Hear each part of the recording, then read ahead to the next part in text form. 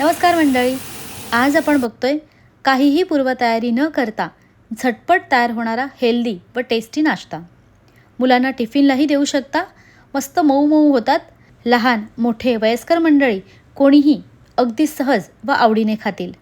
त्यासाठी इथे मी 1 वाटी रवा घेतला आहे.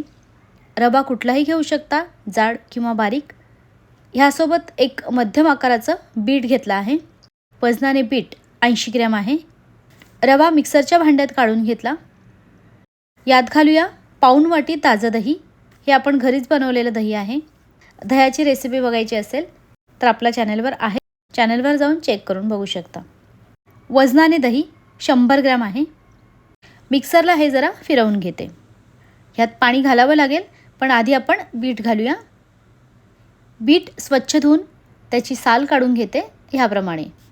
त्यानंतर किसणीने बीट किसून घेते किंवा बीटचे बारीक बारीक तुकडे करून घातले तरी चालेल. बीट किसून झाल्यावर बरोबर 1 वाटी भरला दही रव्याच्या मिश्रणात किसलेलं बीट घालूया. त्यानंतर त्याच वाटीने 1 वाटी पाणी घालते. आता हे व्यवस्थित मिक्स करून एकदम बारीक वाटून घ्यायचं. पाण्याचं प्रमाण तुमचं दही किती घट्ट किंवा पातळ आहे त्यानुसार थोडंफार कमी जास्त होऊ शकतं. मिक्सरच्या मोठ्या भांड्यात हे काही व्यवस्थित वाटलं गेलं नाही, त्यामुळे छोट्या भांड्यात घालून 2 बॅचमध्ये हे अगदी बारीक वाटून घेतलं. पाण्याचं प्रमाण परफेक्ट झालं आहे. हे खूप जास्त घट्ट किंवा अगदी पातळ नको, मध्यम ठेवायचं. रवा आहे त्यामुळे 5 मिनटं हे झाकून बाजूला ठेवून देते. 5 मिनटानंतर लगेचच ह्याचे डोसे बनवायला घेऊया. जेव्हा डोसे बनवायला घेऊ त्याचवेळी म्हणजे गॅसवर तवा तापायला ठेवायचा. त्यानंतर ह्यात अर्धा चमचा इनो घालते, म्हणजे डोशाला छान जाळी पडेल. मीठ घालायचं मी विसरलेली, तर चवीनुसार मीठ मी आत्ता घालते, पण मीठ तुम्ही आधीच घाला. व सगळ्यात शेवटी इनो किंवा सोडा घाला. हलक्या हाताने पटपट मिक्स केलं. आता न थांबता लगेचच ह्याचे डोसे बनवायला घेते.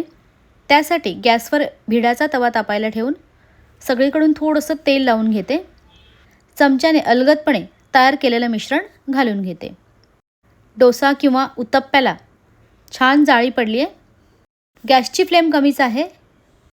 अर्धा मिनटानंतर ह्यावर थोडा वेळ झाकण देऊन शिजवते. 30 ते 40 सेकंदातच बघा मस्त जाळीदार डोसा तयार झाला आहे. वरून तेल लावलं नाही लावलं तरी चालेल. खालची बाजू व्यवस्थित शेकली की काढून घ्यायचं. हे आपण झाकण देऊन शिजवलं आहे त्यामुळे वर पण व्यवस्थित शिजलं आहे. म्हणजे आता पलटी नाही केलं तरी चालेल, पण कोणाला वरच्या बाजूनेही शेकायचं असेल तर पलटी करू शकता. वरून तेल, तूप, बटर काहीही घालू शकता. किंवा कोणाला अजिबात तेल चालत नसेल त्यांनी मग नॉनस्टिक तव्यावर बनवा. सुरुवातीला फक्त पाव चमचा तेल लावा, त्यानंतर मग तेल नाही वापरलं तरी चालेल. इनो खूप जास्तही वापरू नका. 1 वाटी रव्यासाठी अर्धा चमचा इनो बास होतो. इनोऐवजी खायचा सोडा घालणार असाल तर सोड्याचं प्रमाण 2-3 चिमूटच घाला. इनो किंवा सोडा घातल्यानंतर डोसे भरभर करून घ्यायचे, कारण इनोचा असर उडून गेल्यानंतर मग जाळी पडत नाही. गोड दही किंवा आवडत्या चटणीसोबत खाऊ शकता. मस्त मऊसूद नाश्ता तयार होतो. मुलांना तर अशा वेगळ्या रंगाचा नाश्ता खूपच आवडतो. ज्येष्ठ मंडळीसुद्धा सहज खाऊ शकतात. नक्की बनवून बघा. आवडल्यास लाईक आणि शेअरसुद्धा करा.